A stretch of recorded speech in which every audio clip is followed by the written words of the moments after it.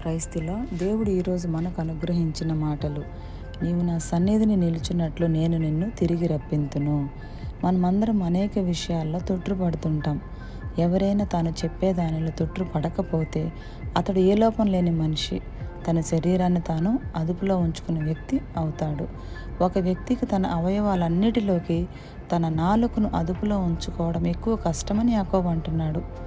దేవుడు తన పట్ల జరిగిస్తున్న విషయాల గురించి సనుక్కునే లక్షణం ఇర్మియాలో ఉండేది. అతడు సజీవమైన నమ్మకంతో ముందడుగు వేయడానికి బదులు నిరుత్సాహపడడానికి సంసిద్ధుడుగా ఉండేవాడు.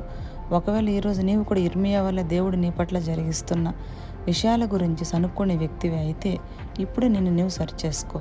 ప్రభు ఏం చేసినా అది నీకు మేలే జరుగుతుందని గుర్తించి ఆయన చిత్తానికి లోబడు. ప్రభు వైపుకు తిరగాలని నీకు మనస్సు ఉంటే ఆయన వైపు తిరిగేలా ప్రభువే చేస్తారు. కనుక మరి ఈరోజు నీ మనస్సు ఎలా ఉంది?